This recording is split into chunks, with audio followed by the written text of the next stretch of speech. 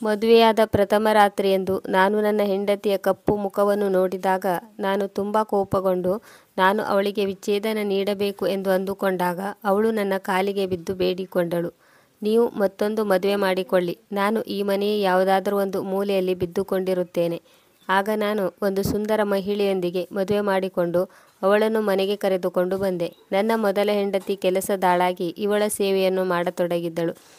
ನಮ್ಮ ಮನೆಯಲ್ಲಿ ಎಲ್ಲರೂ ಖುಷಿಯಾಗಿದ್ದರು, ಏಕೆಂದರೆ ಇವರಿಗೆ ಉಚಿತವಾಗಿ ಒಬ್ಬಳು ಕೆಲಸದಾಳು ದೊರೆತಿದ್ದಳು. ಆದರೆ ಒಂದು ರಾತ್ರಿ ಆಕಸ್ಮಿಕವಾಗಿ ನಾನು ಹೊರಗಡೆ ನಿಂತಿದ್ದೆ. ತುಂಬ ಮೌನವಾಗಿ ಆಸಕ್ತಿಯಿಂದ ನಮ್ಮ ಮನೆಯ ಬಾಗಿಲ ಕಡೆಯೇ ನೋಡುತ್ತಿದ್ದೆ. ನನಗ್ಯಾಕೋ ಗೊತ್ತಿಲ್ಲ, ಇಂದು ಬಾಗಿಲನ್ನು ತೆಗೆದು ಒಳಕ್ಕೆ ಹೋಗುವ ಧೈರ್ಯವೇ ಬರಲಿಲ್ಲ. ಹತ್ತಿರದ ಮಂದಿರದಲ್ಲಿ ಭಜನೆಯು ಮೊಳಗುತ್ತಿದ್ದಂತೆ ನಾನು ಆಕಾಶದ ಕಡೆಗೆ ನೋಡಿದೆ. ಚಳಿಗಾಲವಾಗಿದ್ದರಿಂದ ಬೇಗ ಕತ್ತಲಾಗುತ್ತಿತ್ತು. ನಾನು ದೀರ್ಘವಾದ ನಿಟ್ಟುಸಿರನ್ನು ತೆಗೆದುಕೊಂಡೆ. ಬೇಕೋ ಅಥವಾ ಬೇಡವೋ, ಕೊನೆಗೂ ನಾನು ನನ್ನ ಮನೆಗೆ ಹೋಗಲೇಬೇಕಾಗಿತ್ತು. ಇದನ್ನು ಬಿಟ್ಟರೆ ನನಗೆ ಉಳಿಯಲು ಬೇರೆ ಯಾವುದೇ ಮನೆ ಇರಲಿಲ್ಲ. ನಾನು ಬಾಗಿಲನ್ನು ಓಪನ್ ಮಾಡಿದೆ ಮತ್ತು ಒಳಗಡೆ ಬಂದೆ.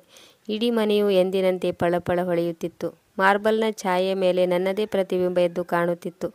ಸಂಜೆಯ ಹೊತ್ತಾದರೂ ಮನೆಯಲ್ಲಿ ಸ್ವಲ್ಪವೂ ಧೂಳಿನ ಕಣಗಳು ಇರಲಿಲ್ಲ.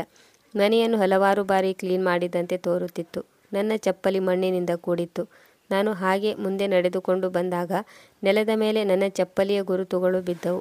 ಡ್ರಾಯಿಂಗ್ ರೂಮ್ನ ಒಳಗೆ ಬರುತ್ತಿದ್ದಂತೆ ನನ್ನ ದೃಷ್ಟಿಯು ಒಳಗಿನ ದೃಶ್ಯದ ಮೇಲೆ ಬಿದ್ದಿತ್ತು. ಅಲ್ಲಿ ಒಂದು ಹೊಳಪಿತ್ತು. ನನ್ನ ಹೆಂಡತಿ ಕೆಂಪು ಉಡುಪಿನಲ್ಲಿ ಶೃಂಗಾರ ಮಾಡಿಕೊಂಡು ಟಿವಿ ನೋಡುತ್ತಿದ್ದಳು. ಅವಳ ಕೈಯಲ್ಲಿ ಚಹಾದ ಕಪ್ಪಿತ್ತು. ಅವಳನ್ನು ನೋಡುತ್ತಿದ್ದಂತೆ ನನ್ನ ತುಟಿಯ ಮೇಲೆ ಒಂದು ಕಿರುನಗೆ ಮೂಡಿತ್ತು. ಅವಳು ತುಂಬ ಸುಂದರವಾಗಿದ್ದಳು. ಒಂದು ಮಗುವಿನ ತಾಯಿಯಾದ ಮೇಲೂ ಅವಳ ಸೌಂದರ್ಯದಲ್ಲೇನೂ ಕೊರತೆಯಾಗಿರಲಿಲ್ಲ. ನನ್ನನ್ನು ನೋಡುತ್ತಲೇ ಅವಳು ತನ್ನ ಬಳಿ ಕುಳಿತುಕೊಳ್ಳಲು ಸನ್ನೆ ಮಾಡಿದಳು ಮತ್ತು ಕಿಚನ್ ಕಡೆಗೆ ಮುಖ ಮಾಡಿ ಕೂಗಿದಳು, ಜೀವಿಕಾ, ಸ್ವಲ್ಪ ಅಮಿತ್ನಿಗಾಗಿ ಚಹಾ ಮಾಡಿಕೊಂಡು ಬಾ. ನಾನು ಸುಮ್ಮನೆ ಅವಳ ಬಳಿ ಕುಳಿತುಕೊಂಡೆ. ಇಂದು ನನ್ನ ಹೆಂಡತಿಯನ್ನು ನೋಡಿ ಮನಸ್ಸಿಗೆ ತುಂಬ ತೃಪ್ತಿಯಾಗಿತ್ತು. ನನ್ನ ಹೆಂಡತಿ ಕೂಡ ನನ್ನನ್ನು ನೋಡಿ ತನ್ನ ಮನದ ಇಂಗಿತವನ್ನು ಅರಿತುಕೊಂಡಳು. ಅವಳು ಅಲ್ಲಿ ಇಲ್ಲಿಯ ಮಾತುಗಳನ್ನಾಡಿ ನನ್ನ ಧ್ಯಾನವನ್ನು ಬೇರೆ ಕಡೆ ಸೆಳೆಯಲು ಪ್ರಯತ್ನಿಸುತ್ತಿದ್ದಳು. ನಾನು ಯಾವ ವಿಷಯಕ್ಕಾಗಿ ಚಡಪಡಿಸುತ್ತಿದ್ದೇನೆಂದು ಅವಳಿಗೆ ಕೂಡ ಅರ್ಥವಾಗಿತ್ತು. ಸ್ವಲ್ಪ ಹೊತ್ತಿನಲ್ಲಿಯೇ ಜೀವಿಕಾ ಚಹಾದ ಕಪ್ಪನ್ನು ತೆಗೆದುಕೊಂಡು ಕಿಚನ್ ರೂಮಿನಿಂದ ಹೊರಗೆ ಬಂದಳು. ಅವಳನ್ನು ನೋಡಿ ನಾನು ಅಚ್ಚರಿಗೊಂಡೆ. ಅವಳು ಸುಮ್ಮನೆ ಚಹಾದ ಕಪ್ಪನ್ನು ಇಟ್ಟು ಅಲ್ಲಿಂದ ಹೊರಟು ಹೋದಳು. ನನ್ನ ಹೆಂಡತಿಯು ಸಂಜೆಯ ಊಟಕ್ಕಾಗಿ ದೊಡ್ಡ ಲೀಸ್ಟನ್ನು ಅವಳಿಗೆ ನೀಡಿದಳು. ಜೀವಿಕಾಳು ಕಿಚನ್ ರೂಮಿನ ಕಡೆಗೆ ತಿರುಗಿದಳು. ಹೋಗುವಾಗ ನೆಲದ ಮೇಲೆ ಬಿದ್ದಿದ್ದ ಆಟಿಕೆ ಸಾಮಾನುಗಳನ್ನು ಎತ್ತಿಕೊಂಡು ಮೇಜಿನ ಮೇಲೆ ಇಟ್ಟಳು. ನನ್ನ ನೋಟವು ಅವಳು ಸಾಗುವವರೆಗೂ ಅವಳನ್ನೇ ಹಿಂಬಾಲಿಸುತ್ತಿತ್ತು. ಆದರೆ ಈಗ ನಾನು ಅಸಹಾಯಕನಾಗಿದ್ದೆ. ನನ್ನನ್ನು ನಾನೇ ಮರೆತು ಹೋದವನಂತೆ ಎಲ್ಲೋ ಸೇರಿ ಹೋದೆ. ಸಂಜೆಯ ಊಟವು ತುಂಬ ಸ್ವಾದಿಷ್ಟವಾಗಿತ್ತು. ಜೀವಿಕಾಳ ಕೈರುಚಿಯಲ್ಲಿ ಯಾವುದೋ ಜಾದು ಇರುವ ಹಾಗೆ ತೋರುತ್ತಿತ್ತು. ನನ್ನ ಹೆಂಡತಿ ನಿರಂತರವಾಗಿ ಮಾತನಾಡುತ್ತಲೇ ಇದ್ದಳು. ನಾನು ಸುಮ್ಮನೆ ಕುಳಿತು ಅವಳ ಮಾತಿಗೆ ಉತ್ತರ ನೀಡತೊಡಗಿದೆ. ಊಟವಾದ ಮೇಲೆ ನಾನು ಬೇಗ ಮಲಗಲು ಹೊರಟೆ. ನನ್ನ ತಲೆಯಲ್ಲಿ ಎಂತಹ ಬೋಜವಿತ್ತೆಂದರೆ ತುಂಬ ಹೊತ್ತಿನವರೆಗೆ ಆ ಕಡೆ ಈ ಕಡೆ ಮಗ್ಗಲು ಬದಲಿಸಿದರೂ ನನ್ನ ಕಣ್ಣಿಗೆ ನಿದ್ದೆ ಹತ್ತಲಿಲ್ಲ.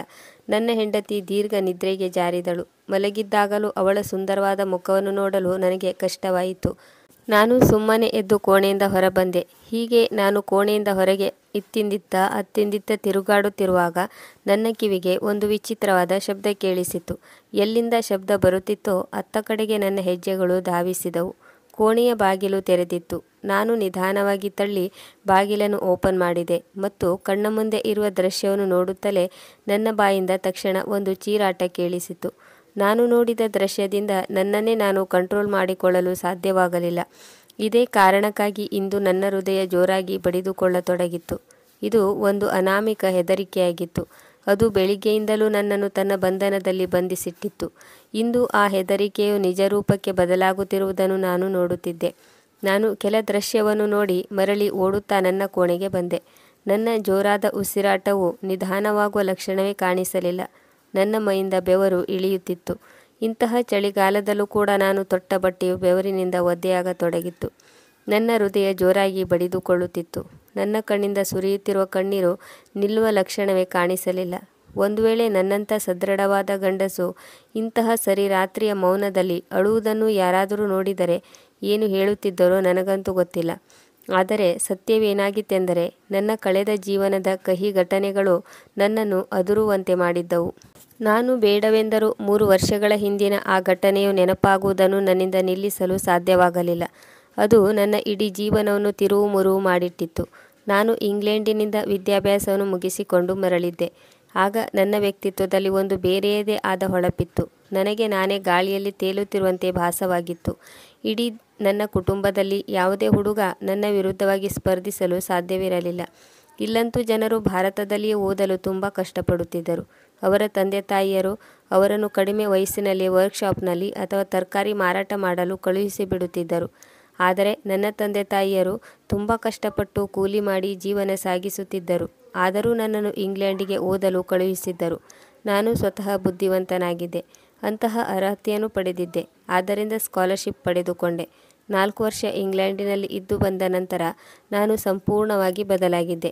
ನಾನು ಮನೆಗೆ ಬಂದ ಖುಷಿಯಲ್ಲಿ ನನ್ನ ಅಮ್ಮ ಇಡೀ ಸಂಬಂಧಿಕರನ್ನು ಕುಟುಂಬದವರನ್ನು ಕರೆಸಿ ಔತಣಕೂಟವನ್ನು ಏರ್ಪಡಿಸಿದ್ದಳು.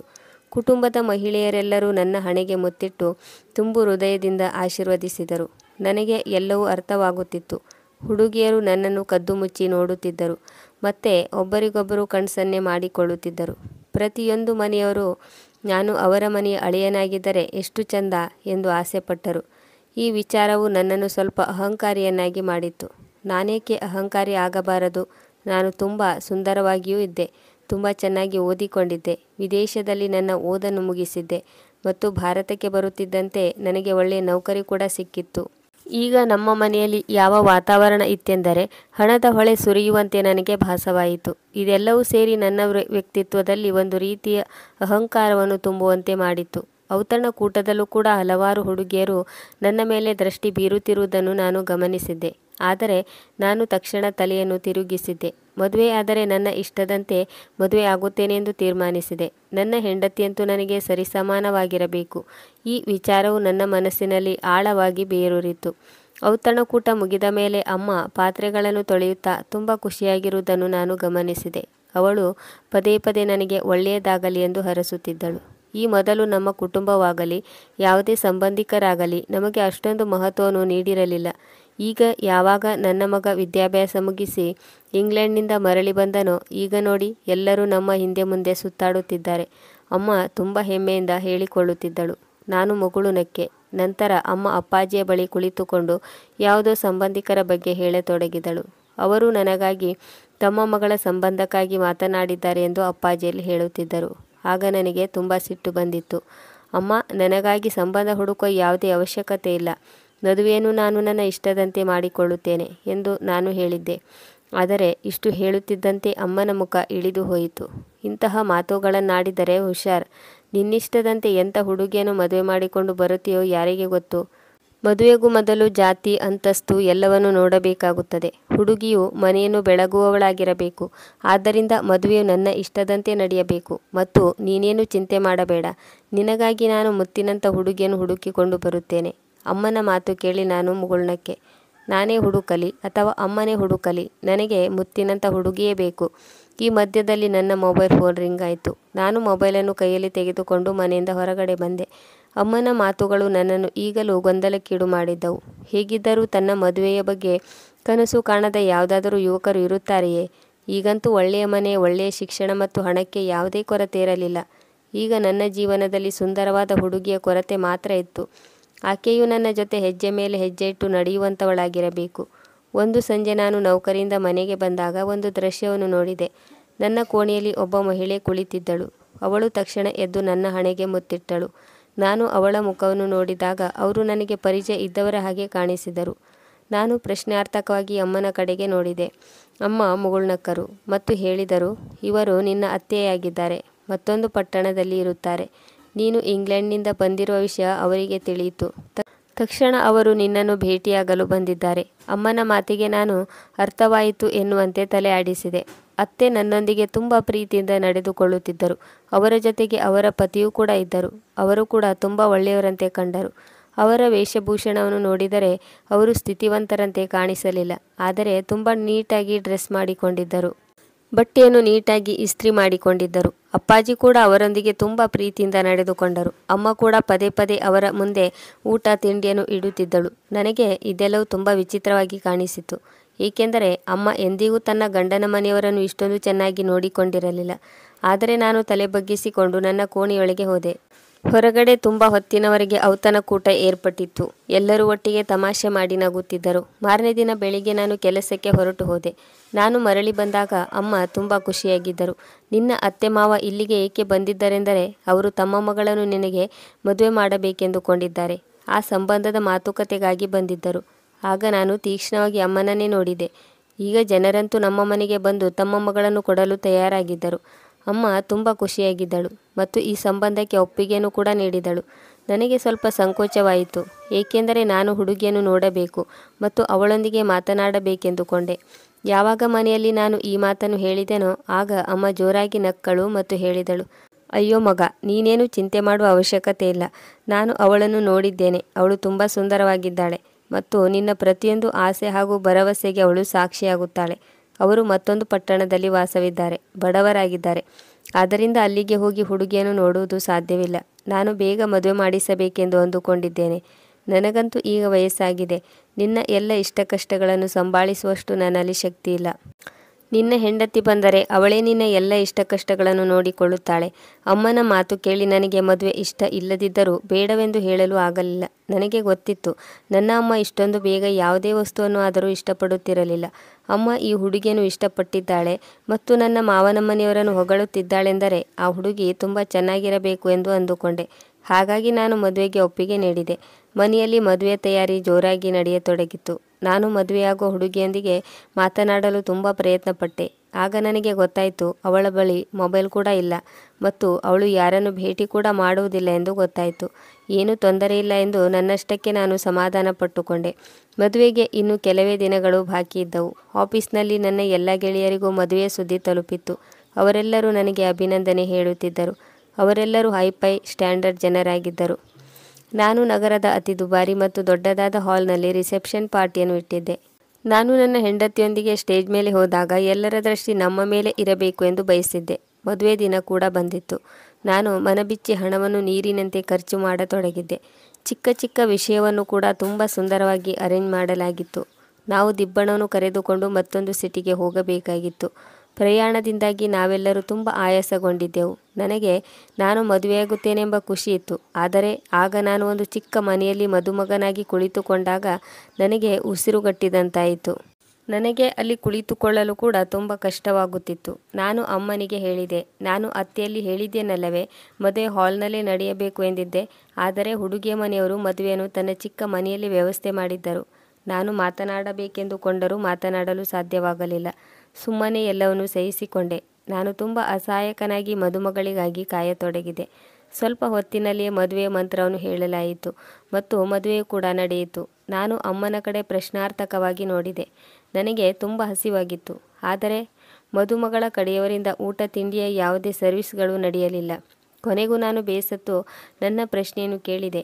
ಅವರು ಸುಮ್ಮನಾದರು ಮತ್ತು ಹೇಳಿದರು, ಮಗ, ನಾವು ದಿಬ್ಬಣದವರಿಗೆಲ್ಲ ಊಟ ಹಾಕಿಸಲು ಸಾಧ್ಯವಿಲ್ಲ ಎಂದು ಮೊದಲೇ ನಿನ್ನ ಅಮ್ಮನೊಂದಿಗೆ ಈ ಬಗ್ಗೆ ಮಾತನಾಡಿದ್ದೆವು. ದಿಬ್ಬಣದವರಿಗೆ ಅವರೇ ಸ್ವತಃ ಊಟ ಹಾಕಿಸುತ್ತೇನೆ ಎಂದು ಹೇಳಿದ್ದರು. ಅವರು ಈ ಮಾತನ್ನು ತುಂಬ ಸಾಮಾನ್ಯ ದೃಷ್ಟಿಯಲ್ಲಿ ಹೇಳಿದರು. ಆದರೆ ಈ ಮಾತಿನಿಂದ ನನ್ನ ಮೇಲೆ ಆಕಾಶವೇ ಕಳಚಿ ಬಿದ್ದ ಹಾಗಾಯಿತು. ನನಗೆ ತುಂಬ ಸಿಟ್ಟು ಬಂದಿತ್ತು. ಇದಂತೂ ನೇರ ನನ್ನ ಮಾನ ಕಳೆಯುವ ವಿಷಯವಾಗಿತ್ತು. ನಮ್ಮ ಜೊತೆ ಬಂದಿದ್ದ ಅತಿಥಿಗಳು ಅಲ್ಲಿ ಇಲ್ಲಿ ಊಟಕ್ಕಾಗಿ ಹುಡುಕಾಡತೊಡಗಿದ್ದರು. ನನ್ನ ಮುಖ ನಾಚಿಕೆಯಿಂದ ಕೆಂಪಾಯಿತು. ನನ್ನ ಮಾವನ ಮನೆಯವರ ವಿರುದ್ಧ ಇದು ನನ್ನ ಮೊದಲ ದ್ವೇಷದ ಕಿಡಿಯಾಗಿತ್ತು. ನಾನು ಸುಮ್ಮನೆ ಎದ್ದು ನಿಂತೆ ಮತ್ತು ನನಗೆ ಪರಿಚಯವಿದ್ದರ ಒಂದು ನಂಬರ್ಗೆ ಫೋನ್ ಮಾಡಿದೆ ಮತ್ತು ಊಟಕ್ಕಾಗಿ ಅವರಲ್ಲಿ ಆರ್ಡರ್ ಮಾಡಿದೆ. ಸ್ವಲ್ಪ ಹೊತ್ತಿನಲ್ಲಿಯೇ ದಿಬ್ಬಣದವರಿಗೆ ಊಟದ ವ್ಯವಸ್ಥೆಯೂ ಆಯಿತು. ಊಟ ಕೂಡ ಬಂದು ತಲುಪಿತು. ನಾನು ಅಮ್ಮನಲ್ಲಿ ಏನೋ ಕೇಳಬೇಕೆಂದುಕೊಂಡಿದ್ದೆ, ಆದರೆ ಇದು ಸರಿಯಾದ ಸಮಯವಾಗಿರಲಿಲ್ಲ. ನನಗೆ ನಾನು ಬುದ್ಧಿ ಹೇಳಿಕೊಂಡೆ. ಆಯಿತು, ಏನೂ ತೊಂದರೆ ಇಲ್ಲ ಎಂದು ನನ್ನಲ್ಲೇ ಅಂದುಕೊಂಡೆ. ಆದರೆ ನನ್ನ ಎದುರಿಗೆ ಮದುಮಗಳನ್ನು ತಂದು ಕೂರಿಸಿದಾಗ ನನಗೆ ಸ್ವಲ್ಪ ಸಮಾಧಾನವಾಯಿತು. ಅವಳು ನನ್ನ ಹಾಗೆ ಎತ್ತರವಾಗಿದ್ದಳು. ಅವಳು ಮುಖವನ್ನು ಪರದೆಯಿಂದ ಮುಚ್ಚಿಟ್ಟುಕೊಂಡಿದ್ದಳು ಮತ್ತು ಅವಳು ಅಲಂಕಾರ ಮಾಡಿದ್ದನ್ನು ನೋಡಿದರೆ ಆಕೆ ತುಂಬ ಸುಂದರವಾಗಿರಬೇಕೆಂದು ನಾನು ಅಂದುಕೊಂಡೆ. ಸ್ವಲ್ಪ ಹೊತ್ತಿನಲ್ಲಿಯೇ ದಿಬ್ಬಣವು ಸಿಟಿಯಿಂದ ಹೊರಡಿತು. ನಾವು ಮನೆಗೆ ಬಂದು ತಲುಪಿದಾಗ ತುಂಬ ರಾತ್ರಿಯಾಗಿತ್ತು. ನಾನು ಸುಸ್ತಾಗಿದ್ದೆ. ಅಮ್ಮನು ಸಂಪ್ರದಾಯಕ್ಕೆ ಕಟ್ಟು ಬಿದ್ದಿದ್ದರು. ಚಿಕ್ಕ ಚಿಕ್ಕ ರೀತಿ ರಿವಾಜುಗಳನ್ನು ಮಾಡುತ್ತಾ ರಾತ್ರಿ 12 ಗಂಟೆ ಆಯಿತು. ಕೊನೆಗೆ ನಾನು ಅಮ್ಮನಿಗೆ ಕಣ್ಸನ್ನೆಯಿಂದಲೇ ನನ್ನ ಕೋಣೆಗೆ ರೆಸ್ಟ್ ಮಾಡಲು ಹೋಗುತ್ತೇನೆ ಎಂದು ಹೇಳಿದೆ. ನಾನು ಕಣ್ಸನ್ನೆ ಮಾಡುವುದನ್ನು ಎಲ್ಲರೂ ನೋಡಿದರು ಮತ್ತು ಎಲ್ಲರೂ ನಗತೊಡಗಿದರು. ನಂತರ ಅಮ್ಮ ನನ್ನ ಹೆಂಡತಿಯನ್ನು ಕೋಣೆಯಲ್ಲಿ ಹೋಗಿ ಕುಳ್ಳಿರಿಸಿ ಬಂದರು. ಅವರ ಮುಖದ ಮೇಲೆ ಒಂದು ವಿಚಿತ್ರ ನಗುವಿತ್ತು. ಇದಕ್ಕೆ ಕಾರಣವೇನೆಂದು ನನಗೆ ಅರ್ಥವಾಯಿತು. ಒಬ್ಬೊಬ್ಬರೇ ಅತಿಥಿಗಳು ಕೋಣೆಯಿಂದ ಹೊರಹೋದ ಮೇಲೆ ನಾನು ಕೋಣೆಯನ್ನು ಬಂದ್ ಮಾಡಿದೆ ಮತ್ತು ಹಿಂತಿರುಗಿದೆ. ಬೆಡ್ ಮೇಲೆ ನನ್ನ ಹೆಂಡತಿ ತನ್ನ ಲೆಹಂಗಾವನ್ನು ಹರಡಿಕೊಂಡು ಕುಳಿತಿದ್ದಳು. ಕೋಣೆಯನ್ನು ಹೂಗಳಿಂದ ಸುಂದರವಾಗಿ ಶೃಂಗರಿಸಲಾಗಿತ್ತು. ನಾನು ನಿಧಾನವಾಗಿ ನಡೆಯುತ್ತಾ ಬೆಡ್ನ ಕಡೆಗೆ ಬಂದೆ. ಅವರ ಮುಂದೆ ಬಂದು ಕುಳಿತುಕೊಂಡೆ. ಇಂದು ನನ್ನ ಆಸೆಗಳನ್ನು ನನಸು ಮಾಡುವ ದಿನ ಬಂದಿತ್ತು. ನನ್ನ ಈ ಸುಂದರವಾದ ಜೀವನದಲ್ಲಿ ಒಂದು ಕೊರತೆ ಇತ್ತು. ಅದು ಇಂದು ಪೂರ್ಣಗೊಂಡಿತು. ಅದೇ ಒಬ್ಬಳು ಸುಂದರವಾದ ಹೆಂಡತಿ. ಅವಳ ಉಪಸ್ಥಿತಿಯಿಂದ ಇಂದು ನನ್ನ ಜೀವನ ಪರಿಪೂರ್ಣವಾಗಿತ್ತು. ನಾನು ನನ್ನ ಕೈಯನ್ನು ಮುಂದೆ ಚಾಚಿ ಅವಳ ಮುಖದ ಪರತೆಯನ್ನು ಎತ್ತಿದೆ. ಅವಳ ಮುಖವನ್ನು ನೋಡುತ್ತಲೇ ನಾನು ನಿಂತ ನೆಲವೇ ಕುಸಿದಂತಾಯಿತು. ನಾನು ಹೈರಾಣಾಗಿ ಬಿಟ್ಟ ಕಣ್ಣು ಬಿಟ್ಟ ಹಾಗೆ ನೋಡತೊಡಗಿದೆ. ಏಕೆಂದರೆ ನನ್ನ ಎದುರಿಗೆ ನನ್ನ ಅತ್ತೆಯ ಮಗಳು ಕುಳಿತಿದ್ದಳು. ಅವಳು ನಗುತ್ತಿದ್ದಳು. ಆದರೆ ಅವಳ ನಗು ಮುಖದ ಮೇಲೆ ಯಾವುದೇ ಹೊಳಪು ಇರಲಿಲ್ಲ. ಅವಳ ಮುಖದ ಬಣ್ಣವು ತುಂಬ ಕಪ್ಪಾಗಿತ್ತು. ಅವಳ ಮುಖ ಚಹರೆ ಕೂಡ ಸಾಧಾರಣವಾಗಿತ್ತು. ಅವಳ ಬಲಗಲ್ಲದ ಮೇಲ್ಭಾಗದಲ್ಲಿ ಒಂದು ಗಡ್ಡೆ ಮೂಡಿ ಬಂದಿತ್ತು. ಈಗ ನನ್ನ ಮನಸ್ಸಿಗೆ ತುಂಬ ನೋವಾಯಿತು. ಅವಳು ಸುಮ್ಮನೆ ಕುಳಿತಿದ್ದಳು. ಬಹುಶಃ ಅವಳು ನಾನು ಅವಳನ್ನು ಹೊಗಳಬಹುದೆಂದು ಅಥವಾ ಪ್ರಥಮ ರಾತ್ರಿ ಗಿಫ್ಟ್ ನೀಡಬಹುದೆಂದು ಎದುರು ನೋಡುತ್ತಿದ್ದಳು. ಆದರೆ ಒಮ್ಮೆ ಅವಳ ಮೇಲೆ ದೃಷ್ಟಿ ಬೀರಿದ ಮೇಲೆ ನನಗೆ ಮತ್ತೊಮ್ಮೆ ಅವಳನ್ನು ನೋಡಲು ಮನಸ್ಸಾಗಲಿಲ್ಲ. ನೋವು ಹಾಗೂ ಸಿಟ್ಟಿನಿಂದ ನನ್ನ ತಲೆ ಸಿಡಿಯತೊಡಗಿತ್ತು. ಅಮ್ಮ ಇದೇನು ಮಾಡಿಬಿಟ್ಟಳು? ನೀನು ತುಂಬ ಸುಂದರವಾಗಿದ್ದೀಯಾ ಎಂದು ಅಮ್ಮ ನನಗೆ ಹೇಳಿದ್ದರು. ಆದರೆ ನಿನ್ನ ಸೌಂದರ್ಯವನ್ನಂತೂ ಒಮ್ಮೆ ನೋಡಿದರೆ ನನಗೆ ಮತ್ತೊಮ್ಮೆ ನೋಡಲು ಸಾಧ್ಯವಾಗುತ್ತಿಲ್ಲ. ನೀನು ನನ್ನ ಆಸೆ ಆಕಾಂಕ್ಷೆಗಳಿಗೆ ಮಾತ್ರ ತಣ್ಣೀರು ಎರಚಲಿಲ್ಲ. ಬದಲಾಗಿ ನಿನ್ನನ್ನು ನೋಡದೆ ಮದುವೆ ಮಾಡಿಕೊಂಡು ಬಂದಿರುವುದು ನನ್ನ ಕಡೆಯಿಂದ ಒಂದು ದೊಡ್ಡ ತಪ್ಪಾಯಿತು. ನನ್ನ ಬಾಯಿಂದ ಈ ಕಹಿ ಶಬ್ದಗಳು ತಕ್ಷಣ ಹೊರಬಂದವು. ನನ್ನ ಪತ್ನಿಯು ಮುಗುಳ್ನಗುತ್ತಿದ್ದವಳು ಈಗ ಆಕಸ್ಮಿಕವಾಗಿ ನನ್ನನ್ನೇ ಅಚ್ಚರಿಯಿಂದ ನೋಡತೊಡಗಿದಳು. ನನ್ನ ಮಾತುಗಳು ಅವಳ ಕಣ್ಣಲ್ಲಿ ಕಣ್ಣೀರು ತರಿಸಿತ್ತು. ನಾನು ದ್ವೇಷದ ಭಾವದಿಂದ ಅವಳ ಕಡೆಗೆ ನೋಡಿದೆ ಮತ್ತು ಅಸಡ್ಡೆಯಿಂದ ಮುಖವನ್ನು ತಿರುಗಿಸಿಕೊಂಡೆ. ನಾನಂತೂ ಯಾವಾಗಲೂ ಬಿಳಿಯ ಬಣ್ಣದ ಹುಡುಗಿಯನ್ನು ಇಷ್ಟಪಡುತ್ತಿದ್ದೆ. ಆದರೆ ಈಗ ನನ್ನ ಹೆಂಡತಿಯ ಬಣ್ಣ ಇಷ್ಟೊಂದು ಕಪ್ಪಾಗಿ ಇರುತ್ತದೆಂದು ನಾನು ಕನಸು ಮನಸ್ಸಿನಲ್ಲಿಯೂ ಊಹಿಸಿರಲಿಲ್ಲ. ಕಪ್ಪು ಮುಖದ ಮೇಲೆ ಮಾಡಿದ ಮೇಕಪ್ ಕೂಡ ಅವಳ ಸೌಂದರ್ಯವನ್ನು ಹಾಳುಗೆಡವಿತ್ತು. ನಾನು ಗಾಬರಿಯಾಗಿ ಹಾಸಿಗೆಯಿಂದ ಕೆಳಗಿಳಿದೆ ಮತ್ತು ಹೇಳಿದೆ, ನಾನು ನಿನಗೆ ವಿಚ್ಛೇದನ ಕೊಡುತ್ತೇನೆ. ನಾನು ನಿನ್ನನ್ನು ನನ್ನ ಹೆಂಡತಿಯನ್ನಾಗಿ ಇಟ್ಟುಕೊಳ್ಳಲು ಸಾಧ್ಯವಿಲ್ಲ. ನಾಳೆ ರಿಸೆಪ್ಷನ್ನಲ್ಲಿ ಎಲ್ಲರೂ ನಿನ್ನನ್ನು ನೋಡಿ ನನ್ನನ್ನು ತಮಾಷೆ ಮಾಡುತ್ತಾರೆ. ನನ್ನ ಈ ಮಾತಿಗೆ ಅವಳ ಮುಖದಲ್ಲಿ ಮೌನ ಆವರಿಸಿತು. ಆಕಸ್ಮಿಕವಾಗಿ ಅವಳು ಹಾಸಿಗೆಯಿಂದ ಕೆಳಕ್ಕೆ ಇಳಿದಳು ಮತ್ತು ನನ್ನ ಕಾಲುಗಳನ್ನು ಹಿಡಿದುಕೊಂಡು ಹೇಳಿದಳು, ಬೇಡ ಅಮಿತ್, ದಯವಿಟ್ಟು ನನಗೆ ವಿಚ್ಛೇದನ ಕೊಡಬೇಡ. ದೇವರ ಮೇಲಾಣೆ, ನನ್ನ ಅಪ್ಪ ಅಮ್ಮ ತುಂಬ ಬಡವರು. ಈ ನೋವನ್ನು ಅವರಿಂದ ಸಹಿಸಿಕೊಳ್ಳಲು ಸಾಧ್ಯವಿಲ್ಲ. ಒಂದು ವೇಳೆ ನಾನು ಸುಂದರವಾಗಿಲ್ಲ ಎಂದರೆ ಇದರಲ್ಲಿ ಅವರ ತಪ್ಪೇನು?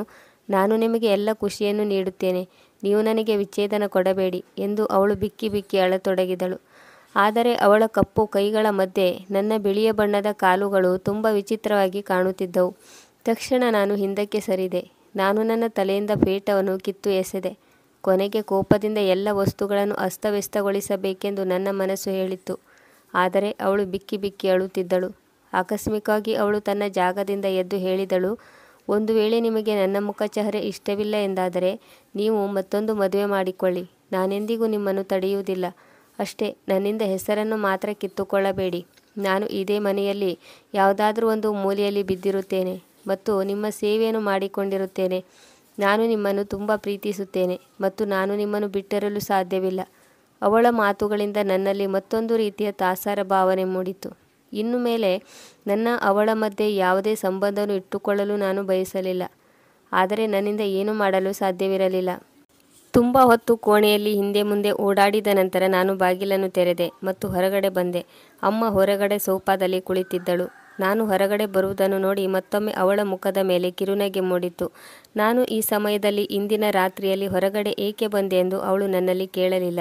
ಬದಲಾಗಿ ಅವಳು ಮೌನವಾಗಿ ಮಾಲೆಯ ಮಣಿಗಳನ್ನು ಎಣಿಸುತ್ತಾ ಜಪವನ್ನು ಮಾಡುತ್ತಿದ್ದಳು. ನಾನು ಮನೆಯಿಂದ ಹೊರಬಂದೆ. ಎಷ್ಟು ಹೊತ್ತಿನವರೆಗೆ ನಾನು ಬೀದಿಯಲ್ಲಿ ಅಲೆದಾಡುತ್ತಿದ್ದೇನೆಂದು ನನಗೆ ಗೊತ್ತಿಲ್ಲ. ಕೊನೆಗೂ ನಾನು ಒಂದು ನಿರ್ಧಾರಕ್ಕೆ ಬಂದೆ. ನನಗೆ ಸರಿ ಹೊಂದುವ ಸುಂದರವಾದ ಹುಡುಗಿಯೊಂದಿಗೆ ನಾನು ಮದುವೆ ಮಾಡಿಕೊಳ್ಳಬೇಕು. ಮಾರನೇ ದಿನ ರಿಸೆಪ್ಷನ್ ಪಾರ್ಟಿ ಇತ್ತು. ನಾನು ನನ್ನ ಪತ್ನಿಗೆ ಹೇಳಿದೆ, ನೀನು ಎಂದು ನಿನ್ನ ಮುಖದ ಪರದೆಯನ್ನು ತೆಗೆಯಬೇಡ ಎಂದು ಅವಳಿಗೆ ತಾಕೀತು ಮಾಡಿದೆ. ಪಾಪ ಅವಳು ನನ್ನ ಎಲ್ಲ ಮಾತುಗಳನ್ನು ಒಪ್ಪಿಕೊಂಡಳು. ಇಡೀ ಪಾರ್ಟಿಯಲ್ಲಿ ಜನರು ಮಾತನಾಡಿಕೊಳ್ಳತೊಡಗಿದ್ದರು. ರಿಸೆಪ್ಷನ್ನಲ್ಲಿ ಮದುಮಗಳಿಗೆ ಮುಖದ ಪರದೆಯನ್ನು ಹಾಕುವುದಿಲ್ಲ ಎಂದು ಆಡಿಕೊಳ್ಳತೊಡಗಿದರು. ಅಮ್ಮ ಎಲ್ಲರನ್ನೂ ಸುಮ್ಮನಾಗಿಸಿದ್ದಳು. ಅವಳಿಂದ ನನ್ನ ಮನಸ್ಸಿಗೆ ತುಂಬ ನೋವಾಗಿತ್ತು. ಮದುವೆ ನಂತರ ಹೊಸ ಮದುಮಗ ಮದುಮಗಳಿಗೆ ನೆಂಟರಿಷ್ಟರ ಮನೆಯಲ್ಲಿ ಔತಣಕೂಟಗಳು ಶುರುವಾದಾಗ ನಾನು ಏನಾದರೂ ನೆಪವೊಡ್ಡಿ ಎಲ್ಲ ಕಡೆಗೂ ತಿರಸ್ಕಾರ ಮಾಡುತ್ತಿದ್ದೆ. ಈಗ ನಾನು ಕೆಲಸಕ್ಕೂ ಹೋಗಲು ಶುರು ಮಾಡಿಕೊಂಡಿದ್ದೆ. ಆದರೆ ನನ್ನ ಗೆಳೆಯ ಸುದೀಪ್ನಿಗೆ ಈಗ ಅಲ್ಪ ಸ್ವಲ್ಪ ಅರ್ಥವಾಗಿತ್ತು. ನನ್ನಂತಹ ಜಾಲಿಯಾಗಿ ಸುತ್ತಾಡುವ ಮತ್ತು ಶೋಕಿ ಮಾಡುವ ವ್ಯಕ್ತಿ ಮದುವೆಯಾದ ಮಾರನೇ ದಿನವೇ ಕೆಲಸಕ್ಕೆ ಬರುವುದೆಂದರೆ ಏನರ್ಥ ಎಂದು ಅವನು ಯೋಚಿಸತೊಡಗಿದನು. ಅವನು ನನ್ನನ್ನು ಅದೇ ಸಂಜೆ ಔತಣಕೂಟಕ್ಕೆ ಕರೆದನು. ನಾನು ಎಷ್ಟೇ ಬೇಡವೆಂದರೂ ಅವನು ನನ್ನ ಮಾತನ್ನು ಕೇಳಲಿಲ್ಲ ಮತ್ತು ಹೇಳಿದನು, ನೋಡು ಗೆಳೆಯ, ಮದುವೆಯಾದ ಮಾರನೇ ದಿನವೇ ಯಾರು ಕೆಲಸಕ್ಕೆ ಹೋಗುತ್ತಾರೆ ಹೇಳು? ನೀವು ಹನಿಮೂನ್ಗೆ ಹೋಗಲಿಲ್ಲವೇ? ಹಿಂದೆ ಅತ್ತಿಗೆಯನ್ನು ಕರೆದುಕೊಂಡು ನಮ್ಮ ಮನೆಗೆ ಔತಣಕೂಟಕ್ಕೆ ಬರಬೇಕು. ನನ್ನ ಇಳಿದು ಹೋದ ಮುಖವನ್ನು ನೋಡಿ ಅವನಿಗೆ ಎಲ್ಲವೂ ಅರ್ಥವಾಗಿತ್ತು. ನಾನು ಬೇಡವೆಂದರೂ ನನಗೆ ಇಷ್ಟವಿಲ್ಲದಿದ್ದರೂ ನನ್ನ ಹೆಂಡತಿಯನ್ನು ಕರೆದುಕೊಂಡು ನಾನು ಸುದೀಪ್ನ ಮನೆಗೆ ಬಂದೆ. ನನ್ನ ಇಬ್ಬರು ಗೆಳೆಯರು ಯಾವಾಗ ನಾನು ಸಾಧಾರಣ ಸೌಂದರ್ಯ ಹೊಂದಿರುವ ಹುಡುಗಿಯೊಂದಿಗೆ ಬರುತ್ತಿರುವುದನ್ನು ನೋಡಿದರೋ ಆಗ ನನ್ನ ಮುಖ ಏಕೆ ಬಾಡಿದೆ ಎಂದು ಅವರಿಗೆ ಅರ್ಥವಾಯಿತು. ಅವರು ಮನೆಯಲ್ಲಿ ಬಗೆ ಬಗೆಯ ಅಡುಗೆಯನ್ನು ಮಾಡಿದ್ದರು. ಅವರ ಮನೆಯವರು ನನ್ನನ್ನು ಆ ಮನೆಯ ಒಬ್ಬ ಸದಸ್ಯನನ್ನಾಗಿ ತಿಳಿದುಕೊಂಡಿದ್ದರು. ನಾನು ಅವರ ಮನೆಗೆ ಇದೇ ಮೊದಲ ಬಾರಿಗೆ ಹೋಗುತ್ತಿದ್ದೆ. ಸುದೀಪ್ ಊಟಕ್ಕೆ ಕುಳಿತುಕೊಳ್ಳಲು ಹೇಳಿದನು. ನಾನು ಸ್ವಲ್ಪ ಹೊತ್ತು ಪೆಚ್ಚಾಗಿ ನಿಂತೆ. ಅವನ ತಂಗಿಯು ಟೇಬಲನ್ನು ಊಟದ ತಟ್ಟೆಗಳಿಂದ ಶೃಂಗಾರ ಮಾಡುತ್ತಿದ್ದಳು. ಅವಳನ್ನು ನೋಡಿ ನಾನು ಅವಳಿಗೆ ಮಾರು ಹೋದೆ. ಅವಳ ಮೇಲಿನ ನನ್ನ ದೃಷ್ಟಿ ಪಕ್ಕಕ್ಕೆ ಸರಿಸುವುದನ್ನು ಮರೆತೇ ಹೋದೆ. ಅವಳು ಎಷ್ಟೊಂದು ಸುಂದರವಾಗಿದ್ದಳೆಂದರೆ ಈಗಷ್ಟೇ ಸ್ವರ್ಗದಿಂದ ಇಳಿದು ಬಂದ ಅಪ್ಸರೆಯಂತೆ ತೋರುತ್ತಿದ್ದಳು. ಅವಳ ನೀಳವಾದ ಕೂದಲುಗಳು, ನಾಜೂಕಾದ ಮುಖಕಮಲ, ಬಿಳಿಯ ಬಣ್ಣ ಇವೆಲ್ಲವನ್ನು ನೋಡಿ ನನ್ನ ತಲೆ ತಿರುಗಿದಂತಾಯಿತು. ನಾನು ಇದೇ ರೀತಿಯ ಸುಂದರ ಹುಡುಗಿಯನ್ನು ನನ್ನ ಪತ್ನಿಯನ್ನಾಗಿ ಮಾಡಿಕೊಳ್ಳಬೇಕೆಂದು ಬಯಸಿದ್ದೆ. ಆದರೆ ಅವಳನ್ನೇ ನೋಡುತ್ತಿರುವುದನ್ನು ಆಕೆ ನೋಡಿದಾಗ ಅವಳು ನಾಚಿಕೆಯಿಂದ ತಲೆ ತಗ್ಗಿಸಿಕೊಂಡಳು. ನನ್ನ ಮನಸ್ಸು ಅಸಹಾಯಕವಾಯಿತು. ಯಾವುದೇ ಬೆಲೆ ತೆತ್ತಾದರೂ ಅವಳನ್ನು ನಾನು ನನ್ನ ಹೆಂಡತಿಯನ್ನಾಗಿ ಮಾಡಿಕೊಳ್ಳಬೇಕೆಂದುಕೊಂಡೆ. ನನ್ನ ನತದೃಷ್ಟ ಹೆಂಡತಿ ಇದೆಲ್ಲವನ್ನು ತನ್ನ ಕಣ್ಣಾರೆ ನೋಡತೊಡಗಿದಳು. ಅವಳು ಅತಿ ಕಡಿಮೆ ಊಟ ಮಾಡಿದಳು. ನಾನು ಸುದೀಪ್ನ ಮನೆಯಿಂದ ಮರಳಿ ಬರುವಾಗ ಮನದಲ್ಲಿಯೇ ನಿರ್ಧಾರ ಮಾಡಿಕೊಂಡೆ, ಅವಶ್ಯವಾಗಿ ನಾನು ಸುದೀಪ್ನ ತಂಗಿಯೊಂದಿಗೆ ಮಾತನಾಡುತ್ತೇನೆ. ಈಗ ನಾನು ಹೆಚ್ಚು ಸಮಯ ವ್ಯರ್ಥ ಮಾಡಲಿಲ್ಲ. ಮಾರನೇ ದಿನವೇ ನಾನು ಸುದೀಪ್ನಲ್ಲಿ ನನ್ನ ಮನದ ಮಾತನ್ನು ಹೇಳಿದೆ. ಸುದೀಪ್ನು ಹೈರಾಣಾದನು. ಅವನು ಹೇಳಿದನು, ಆದರೆ ಅಮಿತ್, ನಿನ್ನ ಮದುವೆಯಾಗಿ ಈಗಷ್ಟೇ 2 ದಿನಗಳಾಗಿವೆ. ನಾನು ಹಠ ಬಿದ್ದು ಕೇಳಿದೆ. ನನಗೆ ಅಂತಹ ಕುರೂಪಿ ಹೆಂಡತಿ ಬೇಡ. ಅವಳಂತೂ ಅಮ್ಮನ ಇಷ್ಟವಾಗಿದ್ದಳು. ನಾನು ನನ್ನ ಇಷ್ಟದಂತೆ ಹುಡುಗಿಯನ್ನು ಮದುವೆ ಮಾಡಿಕೊಳ್ಳಬೇಕೆಂದಿದ್ದೇನೆ. ನಾನು ನಿನ್ನ ತಂಗಿಗೆ ಈ ಪ್ರಪಂಚದ ಎಲ್ಲ ಸುಖವನ್ನು ನೀಡುತ್ತೇನೆ. ನಾನು ಅವಳಿಗೆ ಎಲ್ಲ ರೀತಿಯಲ್ಲೂ ಭರವಸೆಯನ್ನು ನೀಡಿದೆ. ನನ್ನ ಸುಂದರವಾದ ಸ್ಟೇಟಸ್, ಉತ್ತಮವಾದ ನೌಕರಿ ಮತ್ತು ಹಣ ಇವೆಲ್ಲವೂ ಸುದೀಪ್ನಿಗೆ ನನ್ನ ಬಗ್ಗೆ ಯೋಚಿಸುವಂತೆ ಅವನನ್ನು ಅಸಹಾಯಕನನ್ನಾಗಿ ಮಾಡಿದವು. ಕೊನೆಗೂ ಅವನು ನನ್ನ ಇಷ್ಟಕ್ಕೆ ಒಪ್ಪಿಕೊಂಡನು. ಮದುವೆಗೆ ಒಪ್ಪಿಗೆ ಸೂಚಿಸಿದನು. ಆ ದಿನ ನಾನು ತುಂಬ ಖುಷಿಯಾಗಿದ್ದೆ. ನಾನು ಮನೆಗೆ ಬಂದು ಎಲ್ಲಕ್ಕೂ ಮೊದಲು ಅಮ್ಮನಿಗೆ ಹೇಳಿದೆ. ನನ್ನ ಮಾತನ್ನು ಕೇಳಿ ಅವಳ ಮುಖದಲ್ಲಿ ಯಾವುದೇ ಅಚ್ಚರಿ ಕಾಣಿಸಲಿಲ್ಲ. ಮೊದಲೇ ಎಲ್ಲವೂ ತೀರ್ಮಾನಿಸಿದಂತೆ ಅವಳು ನಡೆದುಕೊಂಡಳು. 1 ವಾರದ ನಂತರ ನಾನು ಒಳ್ಳೆಯ ದಿನವನ್ನು ನೋಡಿ ಪ್ರಾಚಿಯನ್ನು ಮದುವೆ ಮಾಡಿಕೊಂಡು ಮನೆಗೆ ಕರೆದುಕೊಂಡು ಬಂದೆ. ಅವಳ ಸೌಂದರ್ಯ ಮತ್ತು ಶೃಂಗಾರವನ್ನು ನೋಡಿ ನನ್ನ ಮೊದಲ ಹೆಂಡತಿ ಜೀವಿಕಾ ಸ್ವಲ್ಪ ಹೊತ್ತು ನಿಂತಲ್ಲಿ ಅವಳನ್ನೇ ನೋಡತೊಡಗಿದಳು. ನಂತರ ಸುಮ್ಮನೆ ಕೋಣೆಯಿಂದ ಹೊರಗೆ ಹೊರಟು ಹೋದಳು. ನಾನು ಅಲ್ಮಾರಿಯಿಂದ ಅವಳ ಎಲ್ಲ ಬಟ್ಟೆಗಳನ್ನು ಹೊರತೆಗೆದು ಬೆಡ್ ಮೇಲೆ ಇಡುತ್ತಾ ಹೇಳಿದೆ, ಈ ಕೋಣೆಯಲ್ಲಿ ಈಗ ಪ್ರಾಚಿ ಇರುತ್ತಾಳೆ. ನೀನು ಅಮ್ಮನ ಕೋಣೆಯಲ್ಲಿ ಅಥವಾ ಸ್ಟೋರ್ ರೂಮ್ನಲ್ಲಿ ಮಲಗಿಕೋ. ನಾನು ಸಿಟ್ಟಿನ ಧ್ವನಿಯಲ್ಲಿ ಅವಳಿಗೆ ಹೇಳಿದೆ. ಆದರೆ ಜೀವಿಕಾ ಏನು ಮಾತನಾಡಲಿಲ್ಲ. ಅವಶ್ಯವಾಗಿ ಅವಳ ಕಣ್ಣು ಒದ್ದೆಯಾಗಿತ್ತು. ಅವಳು ಮರು ಮಾತನಾಡದೆ ಸ್ಟೋರ್ ರೂಮನ್ನು ತನ್ನ ರೂಮನ್ನಾಗಿ ಮಾಡಿಕೊಂಡಳು. ಅಮ್ಮ ಬೆಳಿಗ್ಗೆಯಿಂದ ಸಂಜೆಯವರೆಗೂ ಅವಳಿಂದ ಕೆಲಸ ಮಾಡಿಸುತ್ತಿದ್ದಳು. ಅವಳು ಪುಕ್ಸಟ್ಟೆ ಕೆಲಸದಾಳು ಎನ್ನುವ ಹಾಗೆ ಅವಳೊಂದಿಗೆ ನಡೆದುಕೊಳ್ಳುತ್ತಿದ್ದಳು. ಮಾತು ಮಾತಿಗೂ ಅವಳಿಗೆ ಬೈಯುತ್ತಿದ್ದಳು ಮತ್ತು ಅಪಮಾನ ಮಾಡುತ್ತಿದ್ದಳು. ನಾನು ಹೈರಾಣಾಗಿದ್ದೆ. ಏಕೆಂದರೆ ಮೃದು ಸ್ವಭಾವದ ನನ್ನ ಅಮ್ಮನ ಇಂತಹ ವರ್ತನೆಯನ್ನು ನಾನು ಮೊದಲ ಬಾರಿಗೆ ನೋಡುತ್ತಿದ್ದೆ. ಆದರೆ ನನಗೆ ಜೀವಿಕಾಳಲ್ಲಿ ಯಾವುದೇ ಆಸಕ್ತಿ ಇರಲಿಲ್ಲ. ಆದ್ದರಿಂದ ಅಮ್ಮ ಜೀವಿಕಾಳೊಂದಿಗೆ ಯಾವುದೇ ವರ್ತನೆ ತೋರಿದರೂ ನನಗೆ ವ್ಯತ್ಯಾಸವಾಗುತ್ತಿರಲಿಲ್ಲ. ನಾನಂತೂ ನನ್ನ ಹೊಸ ಜೀವನದಲ್ಲಿ ಮಗ್ನನಾಗಿದ್ದೆ. ಪ್ರಾಚಿ ಫ್ಯಾಷನೇಬಲ್ ಹುಡುಗಿಯಾಗಿದ್ದಳು. ಅವಳು ಹೊಸ ಹೊಸ ರೀತಿಯ ಬಟ್ಟೆಯನ್ನು ತೊಡುತ್ತಿದ್ದಳು. ಯಾವಾಗಲೂ ಮೇಕಪ್ ಮಾಡಿಕೊಂಡಿರುತ್ತಿದ್ದಳು. ಅವಳ ಈ ಸೌಂದರ್ಯವನ್ನು ನೋಡಿ ನಾನು ಯಾವಾಗಲೂ ಖುಷಿಯಾಗಿರುತ್ತಿದ್ದೆ. ಮನೆಯ ಎಲ್ಲ ಕೆಲಸವನ್ನು ಜೀವಿಕಾ ಮಾಡುತ್ತಿದ್ದಳು. ಪ್ರಾಚಿಗೆ ಯಾವುದೇ ಕೆಲಸ ಮಾಡುವ ಅಗತ್ಯ ಇರುತ್ತಿರಲಿಲ್ಲ. ನಾನು ಮದುವೆಯಾದ ಕೆಲ ದಿನಗಳಲ್ಲಿ ಪ್ರಾಚಿಯನ್ನು ಕರೆದುಕೊಂಡು ಹನಿಮೂನ್ಗೆ ಹೊರಟು ಬಂದೆ. ಯುರೋಪ್ನ ದೀರ್ಘವಾದ ಟೂರ್ ಮಾಡಿದ ನಂತರ ನಾನು ಮರಳಿ ಬಂದೆ. ಆಗ ಪ್ರಾಚಿ ಗರ್ಭವತಿ ಆಗಿರುವುದು ತಿಳಿದು ಈಗ ನನ್ನ ಜೀವನ ಪೂರ್ಣಗೊಳ್ಳುತ್ತಿತ್ತು. ನಾನು ತುಂಬ ಖುಷಿಯಾಗಿದ್ದೆ. ಆದರೆ ಒಂದು ಮಾತ್ರ ನನಗೆ ತುಂಬ ನೋವಾಗುತ್ತಿತ್ತು. ಮನೆಯಲ್ಲಿ ಸುಮ್ಮನೆ ಓಡಾಡುತ್ತಿರುವ ಜೀವಿಕಾ ಈಗ ಯಾವುದೋ ನೆರಳಿನಂತೆ ನನಗೆ ತೋರುತ್ತಿದ್ದಳು. ಅವಳು ಎಂದಿಗೂ ಏನನ್ನೂ ಮಾತನಾಡುತ್ತಿರಲಿಲ್ಲ. ಹಲವಾರು ಬಾರಿ ಅಮ್ಮ ಅವಳಿಗೆ ಹೊಡೆತ ಕೂಡ ನೀಡಿದ್ದಳು. ಆದರೂ ಅವಳು ಇದೆಲ್ಲವನ್ನು ಸುಮ್ಮನೆ ಸಹಿಸಿಕೊಂಡಿದ್ದಳು. ಒಂದು ದಿನ ಹಾಲು ಉಕ್ಕಿ ಹರಿದಿದ್ದಕ್ಕಾಗಿ ಅಮ್ಮ ಚಡಿಯಿಂದ ಅವಳಿಗೆ ಎಷ್ಟೊಂದು ಹೊಡೆದಳೆಂದರೆ ಅವಳು ಬಿಕ್ಕಿ ಬಿಕ್ಕಿ ಅಳತೊಡಗಿದಳು. ಆದರೂ ಅವಳ ಬಾಯಿಂದ ಒಂದೇ ಒಂದು ದೂರಿನ ಶಬ್ದ ಕೂಡ ಹೊರಬರಲಿಲ್ಲ. ನನಗೆ ಯಾಕೋ ಗೊತ್ತಿಲ್ಲ, ಆ ದಿನ ನನ್ನ ಮನದಲ್ಲಿ ಒಂದು ವಿಚಿತ್ರವಾದ ಚಿಂತೆ ಕಾಡತೊಡಗಿತ್ತು. ಒಂದು ವೇಳೆ ನಾನು ಕೆಲಸದಲ್ಲಿದ್ದಾಗಲೂ ಅವಳು ನನ್ನನ್ನು ನೋಡುವ ದೃಷ್ಟಿಯು ನನ್ನನ್ನು ದೂರುತ್ತಿರುವಂತೆ ತೋರುತ್ತಿತ್ತು.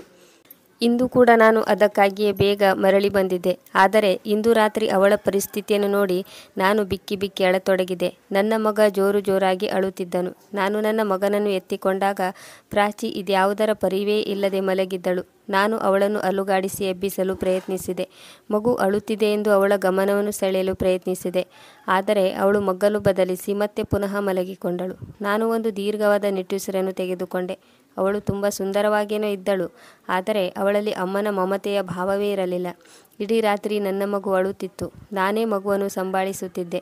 ಮಗುವಿಗೆ ಹಾಲನ್ನು ಕುಡಿಸಿ ಕೋಣೆಯಿಂದ ಹೊರಬಂದೆ. ಈಗ ನನ್ನ ದೃಷ್ಟಿಯು ಮತ್ತೆ ಅದೇ ಕೋಣೆಯ ಕಡೆಗೆ ಹೋಯಿತು. ಸ್ವಲ್ಪ ಹೊತ್ತಿಗೆ ಮೊದಲು ನಾನು ಆ ದೃಶ್ಯವನ್ನು ನೋಡಿದ್ದೆ. ಈ ಬಾರಿ ಸ್ಟೋರ್ ರೂಮ್ನ ಬಾಗಿಲು ತೆರೆದಿತ್ತು. ಮುಂದೆ ಜೀವಿಕಾ ಕುಳಿತುಕೊಂಡು ಬಿಕ್ಕಿ ಬಿಕ್ಕಿ ಅಳುತ್ತಿದ್ದಳು. ಅಮ್ಮ ಈಗಲೂ ಕೂಡ ಅವಳ ಮುಂದೆ ನಿಂತಿದ್ದಳು ಮತ್ತು ಹೇಳುತ್ತಿದ್ದಳು, ನೋಡಿದೆಯಾ, ನಿನ್ನ ಅಮ್ಮ ಮದುವೆಯಾದ ಮೇಲೆ ನನ್ನೊಂದಿಗೆ ನಡೆದುಕೊಂಡ ವ್ಯವಹಾರಕ್ಕಾಗಿ ನಾನು ಅವನನ್ನು ಹೇಗೆ ಬದಲಾಯಿಸಿದೆ ನೋಡು. ನಾನು ನಿನ್ನ ಸುಂದರ ಮುಖ ನೋಡಿಯೇ ಆಗಲೇ ಅಂದುಕೊಂಡಿದ್ದೆ, ನನ್ನ ಮಗ ಎಂದಿಗೂ ನಿನ್ನನ್ನು ಕಣ್ಣೆತ್ತಿ ನೋಡುವುದಿಲ್ಲ ಎಂದು ನನಗೆ ಮೊದಲೇ ಗೊತ್ತಿತ್ತು. ಆದ್ದರಿಂದ ನಾನು ಉದ್ದೇಶಪೂರ್ವಕವಾಗಿ ನಾನು ನಿನ್ನ ಮದುವೆಯನ್ನು ಅವನೊಂದಿಗೆ ಮಾಡಿಸಿದೆ. ಈಗ ನೋಡು, ಈ ಮನೆಯಲ್ಲಿ ಕಸಕ್ಕಿಂತ ಕಡೆಯಾಗಿದ್ದೀಯಾ. ಇದರಿಂದ ನಿನ್ನ ಅಮ್ಮ ಕೊರಗುತ್ತಿರುವುದನ್ನು ನೋಡಿ ನನ್ನ ಮನಸ್ಸಿಗೆ ತುಂಬ ಖುಷಿಯಾಗುತ್ತಿದೆ. ಮಧ್ಯರಾತ್ರಿಯಲ್ಲಿ ಭಗವಂತನ ಜಪಮಾಲೆಯನ್ನು ಮಾಡಿ ಏನು ಸಾಧಿಸಬೇಕೆಂದು ಹೊರಟಿದ್ದೀಯಾ? ತುಂಬ ಸಾಧ್ವೆಯಾಗಲು ಹೊರಟಿದ್ದೀಯೇನು?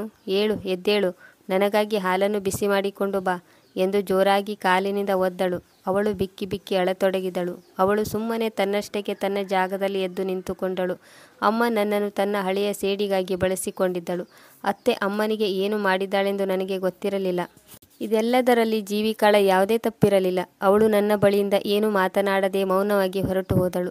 ಹೋಗುವಾಗ ಒಮ್ಮೆ ದೃಷ್ಟಿಯನ್ನು ನನ್ನ ಮೇಲೆ ಬೀರಿದಳು. ಆಗ ಪಾದದಿಂದ ತಲೆಯವರೆಗೂ ನನ್ನ ಮೈ ನಡುಗಿ ಹೋಯಿತು. ಇದಕ್ಕೆ ನಾನು ಎಂಥ ಪರಿಣಾಮವನ್ನು ಎದುರಿಸಬೇಕೋ ಅದು ಭಗವಂತನಿಗೆ ಗೊತ್ತು. ಈಗ ಆಫೀಸ್ನ ಜನರ ಬದಲಾದ ಮುಖಗಳು ಕಣ್ಣೆದುರಿಗೆ ಬಂದವು. ನನ್ನ ಬಗ್ಗೆ ಬಾಸ್ನ ಬಳಿ ಪದೇ ಪದೇ ಕಂಪ್ಲೇಂಟ್ ಮಾಡುತ್ತಿದ್ದರು. ನನ್ನ ಮಗ ಅನಾಥನಂತೆ ಇಡೀ ದಿನ ಬಿದ್ದುಕೊಂಡಿರುತ್ತಿದ್ದನು. ಪ್ರಾಚಿ ತನ್ನನ್ನು ತಾನು ಶೃಂಗಾರ ಮಾಡಿಕೊಳ್ಳಲು ಮತ್ತು ಮೇಕಪ್ ಮಾಡಿಕೊಳ್ಳಲಿ ಮಗ್ನಳಾಗಿರುತ್ತಿದ್ದಳು. ಜೀವಿಕಾ ನನ್ನ ಬಳಿಯಿಂದ ಹಾದು ಹೋಗುತ್ತಿದ್ದಳು.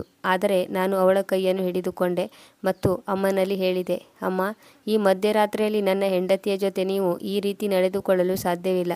ಅಮ್ಮ, ನಾನು ಇಂದು ನನ್ನ ಕಿವಿಯಾರೆ ಏನನ್ನು ಕೇಳಿಸಿಕೊಂಡಿದ್ದೇನೋ ಇದಾದ ಮೇಲೆ ನಾನು ಎಂದಿಗೂ ಪುನಃ ಈ ಪಾಪವನ್ನು ನನ್ನ ತಲೆಗೆ ಕಟ್ಟಿಕೊಳ್ಳಲು ಸಾಧ್ಯವಿಲ್ಲ. ಇಂದಿನಿಂದ ನಾನು ಜೀವಿಕಾಳಿಗೆ ನನ್ನ ಪತ್ನಿಯ ಸ್ಥಾನವನ್ನು ನೀಡುತ್ತಿದ್ದೇನೆ. ಈಗ ಅವಳು ಸ್ಟೋರ್ರೂಮ್ನಲ್ಲಿ ಅಲ್ಲ, ಬದಲಾಗಿ ಇನ್ನೊಂದು ಕೋಣೆಯಲ್ಲಿ ಇರುತ್ತಾಳೆ. ಈ ಎರಡು ಪತ್ನಿಯರಿಗೆ ನ್ಯಾಯ ಒದಗಿಸುವುದು ಈಗ ನನ್ನ ಜವಾಬ್ದಾರಿಯಾಗಿದೆ ಮತ್ತು ಇಂದಿನಿಂದ ನೀವು ನನ್ನ ಪತ್ನಿಗೆ ಏನು ಹೇಳಬಾರದು. ನಾನು ಕೈ ಜೋಡಿಸಿ ಅಮ್ಮನಿಗೆ ಹೇಳಿದೆ. ಅಮ್ಮನ ಮುಖದ ಬಣ್ಣ ಬದಲಾಗಿತ್ತು. ಆದರೆ ನನಗ್ಯಾಕೋ ಗೊತ್ತಿಲ್ಲ, ನನ್ನ ಮನಸ್ಸಿನಲ್ಲಿ ಈಗ ವಿಚಿತ್ರವಾದ ನೆಮ್ಮದಿ ಮೂಡಿತ್ತು. ಈಗ ಜೀವಿಕಾಳ ಕಣ್ಣೀರು ತುಂಬಿದ ಕಣ್ಣುಗಳಿಂದ ಕೂಡ ಒಂದು ವಿಚಿತ್ರವಾದ ನೆಮ್ಮದಿ ಕಾಣುತ್ತಿತ್ತು. ಅವಳ ಮುಖದ ಮೇಲೆ ನಗು ಮೂಡಿತ್ತು. ನಾನು ಗಮನವಿಟ್ಟು ಅವಳ ಮುಖವನ್ನು ನೋಡಿದೆ. ಅವಳ ದುಪ್ಪಟ್ಟ ಸ್ವಲ್ಪ ಮುಖವನ್ನು ಮುಚ್ಚಿಕೊಂಡಿತ್ತು. ಅವಳ ಮುಖದ ಮೇಲೆ ಮುಗ್ಧತೆ ಎದ್ದು ಕಾಣುತ್ತಿತ್ತು. ಅವಳು ಸುಂದರವಾಗಿರಲಿಲ್ಲ, ಆದರೆ ಕುರೂಪಿಯೇನೂ ಆಗಿರಲಿಲ್ಲ. ನಾನು ನಿಧಾನವಾಗಿ ಅವಳ ಕೈ ಹಿಡಿದುಕೊಂಡೆ. ಅವಳನ್ನು ನನ್ನ ಕೋಣೆಯ ಕಡೆಗೆ ಕರೆದುಕೊಂಡು ಬಂದೆ. ನಾನು ಬೆಳಗಾಗುತ್ತಿದ್ದಂತೆ ಎಲ್ಲರಿಗೂ ಸಾರಿ ಹೇಳಿದೆ. ಇಂದಿನಿಂದ ನಾನು ನನ್ನ ಇಬ್ಬರು ಪತ್ನಿಯರನ್ನು ಸಮನಾಗಿ ನೋಡಿಕೊಳ್ಳುತ್ತೇನೆ. ಮೊದಲಂತೂ ಪ್ರಾಚಿ ತುಂಬ ಅತ್ತಳು, ಕೂಗಾಡಿದಳು, ಚೀರಾಡಿದಳು. ಆನಂತರ ಸುಮ್ಮನಾದಳು. ಏಕೆಂದರೆ ಅವಳಿಗೆ ನನ್ನ ಆಸ್ತಿ ಅಂತಸ್ತುಗಳಿಂದ ದೂರವಾಗಲು ಇಷ್ಟವಾಗಲಿಲ್ಲ. ಜೀವಿಕಾ ಎಷ್ಟೊಂದು ಖುಷಿಯಾಗಿದ್ದಳೆಂದರೆ ಅವಳು ಈಗ ಏಳುವಾಗ, ಕುಳಿತುಕೊಳ್ಳುವಾಗ, ನಡೆದಾಡುವಾಗ ಭಗವಂತನಿಗೆ ಧನ್ಯವಾದ ಹೇಳುತ್ತಿದ್ದಳು. ಈಗಲೂ ಅವಳು ಮನೆಯ ಎಲ್ಲ ಕೆಲಸವನ್ನು ಮೊದಲಿನಂತೆ ಒಬ್ಬಳೇ ಮಾಡುತ್ತಿದ್ದಳು. ವ್ಯತ್ಯಾಸ ಇಷ್ಟೇ ಇತ್ತು, ಕೇವಲ ಅವಳ ಕಣ್ಣಿನಲ್ಲಿ ಕಣ್ಣೀರು ಮಾತ್ರ ಹರಿಯುತ್ತಿರಲಿಲ್ಲ. ಈಗ ಪ್ರತಿ ಕ್ಷಣವೂ ನಗುವೆ ತುಂಬಿರುತ್ತಿತ್ತು. ಅವಳ ಸಾಂಗತ್ಯದಿಂದ ನನಗೆ ಯಾವ ಅರಿವು ಮೂಡಿತೆಂದರೆ, ಸತ್ಯವಾಗಿ ನಡೆದುಕೊಳ್ಳುವ ಮತ್ತು ಒಬ್ಬ ಗಂಡನಿಗೆ ನಿಜವಾದ ಸುಖವನ್ನು ತೋರುವ ಪತ್ನಿ ಹೇಗಿರುತ್ತಾಳೆ ಎಂದು ನನಗೆ ಅರಿವಾಯಿತು. ನನ್ನ ಇಸ್ತ್ರಿ ಮಾಡಿದ ಬಟ್ಟೆಗಳು, ಚಪ್ಪಲಿಗಳು ಯಾವಾಗಲೂ ತಯಾರಾಗಿರುತ್ತಿದ್ದವು. ಅವಳು ತನ್ನ ಕೈಯಾರೆ ಬಿಸಿ ಬಿಸಿ ಊಟವನ್ನು ಬಡಿಸುತ್ತಿದ್ದಳು. ಇಂದಿಗೂ ಅವಳು ಯಾವುದೇ ಕಂಪ್ಲೇಂಟ್ ಮಾಡುತ್ತಿರಲಿಲ್ಲ. ಈಗ ನಾನು ಕೂಡ ಮನಸ್ಸಿನಲ್ಲಿ ಒಂದು ಗಟ್ಟಿಯಾದ ನಿರ್ಧಾರ ಮಾಡಿಕೊಂಡೆ. ನಾನು ಇಲ್ಲಿಯವರೆಗೆ ಅವಳಿಗೆ ಏನೇನು ಕಷ್ಟವನ್ನು ನೀಡಿದ್ದೇನೋ ಅದಕ್ಕೆ ಅವಶ್ಯವಾಗಿ ಪ್ರಾಯಶ್ಚಿತ್ತ ಮಾಡಿಕೊಳ್ಳುತ್ತೇನೆ. ಈ ಕಥೆಯ ನೈತಿಕ ಸಂದೇಶವೇನೆಂದರೆ, ನಿಜವಾದ ಸುಖ ಹಾಗೂ ನಿಜವಾದ ಸಂಬಂಧ ಕೇವಲ ರೂಪ ಮತ್ತು ಹೊರನೋಟದಲ್ಲಿ ಇರುವುದಿಲ್ಲ. ಬದಲಾಗಿ ಪ್ರೀತಿ, ಸಮರ್ಪಣೆ ಮತ್ತು ಸೇವಾ ಮನೋಭಾವದಿಂದ ಸಂಸಾರದಲ್ಲಿ ಸುಖ ಹಾಗೂ ನೆಮ್ಮದಿ ಮೂಡಿಬರುತ್ತದೆ. ಯಾವಾಗ ಒಬ್ಬ ವ್ಯಕ್ತಿ ತನ್ನೊಳಗೆ ಇಣುಕಿ ನೋಡಿ ತನ್ನ ತಪ್ಪುಗಳನ್ನು ಸುಧಾರಿಸಿಕೊಳ್ಳುತ್ತಾನೆ ಮತ್ತು ತನ್ನ ಎಲ್ಲ ತಪ್ಪು ಕೆಲಸಗಳನ್ನು ಸುಧಾರಿಸಿಕೊಳ್ಳುವ ನಿರ್ಣಯವನ್ನು ತೆಗೆದುಕೊಳ್ಳುತ್ತಾನೋ, ವಾಸ್ತವದಲ್ಲಿ ಆ ವ್ಯಕ್ತಿಯು ತನಗಾಗಿ ಹಾಗೂ ಬೇರೆಯವರಿಗೂ ನ್ಯಾಯವನ್ನು ಒದಗಿಸುತ್ತಾನೆ. ಜೀವಿಕಾಳಂತಹ ಹೆಂಡತಿಯ ಗೌರವ ಹಾಗೂ ಪ್ರೀತಿಯನ್ನು ಪಡೆದುಕೊಂಡ ಮೇಲೆ ಅಮಿತ್ನಿಗೆ ನಿಜವಾದ ಸೌಂದರ್ಯ ಏನೆಂಬುದು ಅರ್ಥವಾಯಿತು. ಸೌಂದರ್ಯ ಹೊರಗಡೆ ನೋಟದಲ್ಲಿ ಇರುವುದಿಲ್ಲ, ಬದಲಾಗಿ ನಮ್ಮೊಳಗೆ ಸೌಂದರ್ಯ ಅಡಗಿರುತ್ತದೆ. ಆ ಸೌಂದರ್ಯವು ತ್ಯಾಗ, ಸೇವಾ ಮನೋಭಾವ ಮತ್ತು ನಗುವಿನಲ್ಲಿ ಅಡಗಿರುತ್ತದೆ. ವೀಕ್ಷಕರೇ, ಇದು ಇಂದಿನ ಕಥೆಯಾಗಿತ್ತು. ಈ ಕಥೆಯ ಬಗ್ಗೆ ನಿಮ್ಮ ಅನಿಸಿಕೆ, ಅಭಿಪ್ರಾಯಗಳನ್ನು ಕಮೆಂಟ್ ಬಾಕ್ಸ್ನಲ್ಲಿ ಅವಶ್ಯವಾಗಿ ತಿಳಿಸಿ. ಒಂದು ವೇಳೆ ಈ ಕಥೆ ನಿಮಗೆ ಇಷ್ಟವಾಗಿದ್ದರೆ ಕಥೆಯನ್ನು ಲೈಕ್ ಮಾಡಿ, ನಮ್ಮ ಚಾನಲನ್ನು ಸಬ್ಸ್ಕ್ರೈಬ್ ಮಾಡಿ. ಇನ್ನೊಂದು ಸುಂದರವಾದ ಕಥೆಯೊಂದಿಗೆ ಮತ್ತೆ ಭೇಟಿಯಾಗೋಣ. ಕಥೆ ಕೇಳಿದ್ದಕ್ಕಾಗಿ ಧನ್ಯವಾದಗಳು.